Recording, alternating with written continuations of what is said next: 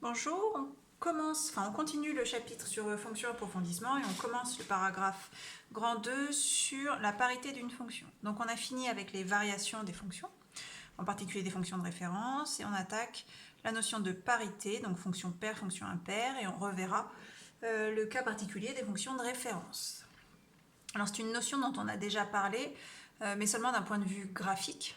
C'est-à-dire qu'est-ce que ça se traduit sur la courbe représentative d'une fonction, le fait qu'elle soit paire ou impaire. Alors il faut savoir que parmi toutes les fonctions, certaines sont paires, d'autres sont impaires et d'autres ne sont ni l'un ni l'autre. On dit qu'elles sont ni paires ni impaires. C'est la majorité des fonctions.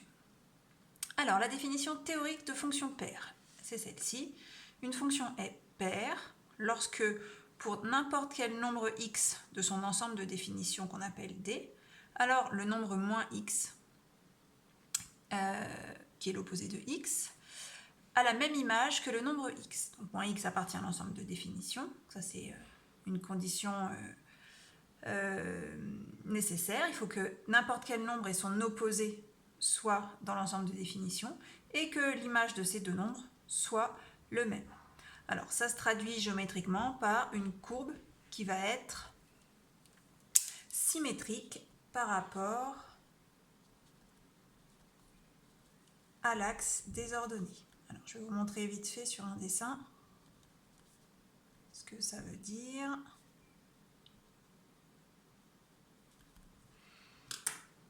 Alors j'enlève la leçon une seconde, je vous fais un dessin juste là. Donc je vais prendre l'exemple de la fonction carré, dont on reparlera. Pardon, là vous ne voyez pas.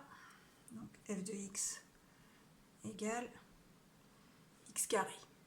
Donc cette fonction-là, elle est paire. Si je prends un nombre quelconque de son ensemble de définition, par exemple 2, f de 2 c'est donc 2 au carré, ça fait 4. Donc,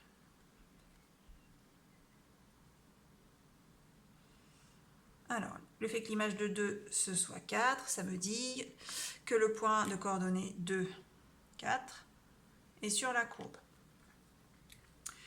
Si maintenant je calcule l'image de l'opposé de 2, c'est-à-dire de moins 2, c'est donc moins 2 au carré, ce qui fait 4. Donc le point de coordonnées moins 2, 4 est sur la courbe.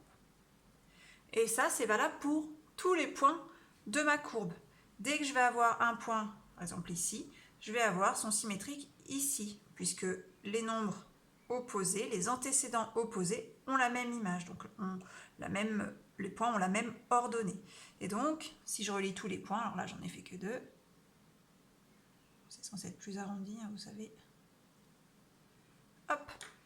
Comme chaque point a son symétrique de l'autre côté de l'axe des ordonnées, eh bien ça nous fait une courbe qui a un axe de symétrie, l'axe des ordonnées. Donc voilà ce que signifie une fonction paire, c'est que pour n'importe quel nombre, eh bien son opposé a la même image. Alors on va voir ce qui se passe pour les fonctions impaires. Donc du coup on revient à la leçon, donc fonction impaire. Donc pour qu'une fonction soit impaire, ça signifie que lorsqu'on prend n'importe quel nombre x de son ensemble de définition, moins x doit aussi appartenir à son ensemble de définition, et l'image de moins x est l'opposé de l'image de x. La traduction géométrique, qui est donc juste après, c'est que dans un repère orthogonal, la courbe représentative d'une fonction impaire est symétrique par rapport à l'origine.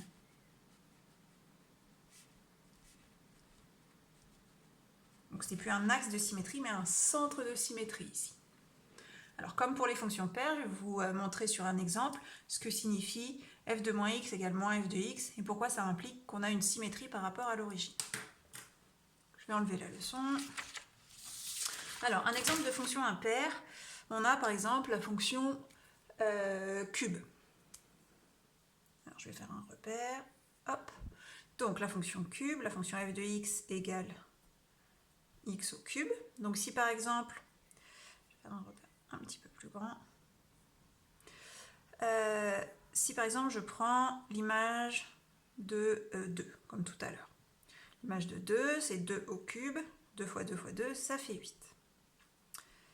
Si maintenant, je vais d'abord placer le point, alors approximativement, hein, puisque là, pour aller jusqu'à 8, ça va être compliqué. vais faire pas forcément les mêmes unités.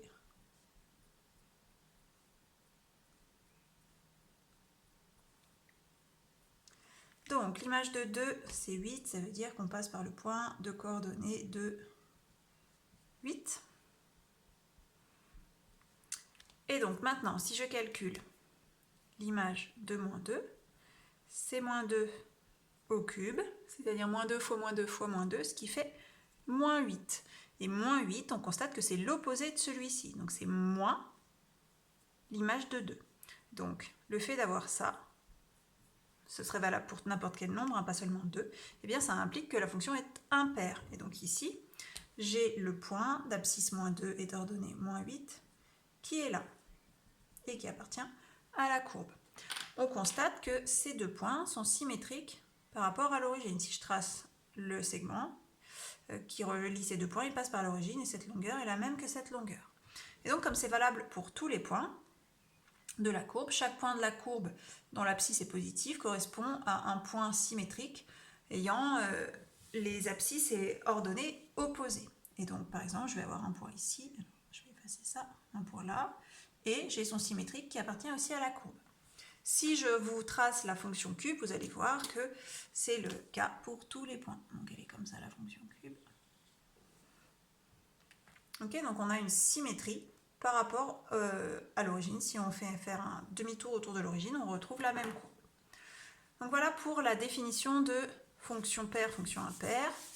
Si je résume, fonction paire, ça veut dire f de x, c'est la même chose que f de moins x. Et, alors je vais le faire dans l'autre sens, f de moins x, c'est égal à f de x pour les fonctions paires. Et pour les fonctions impaires, f de moins x, c'est l'opposé de f de x. C'est ce qui est à retenir de ces deux définitions.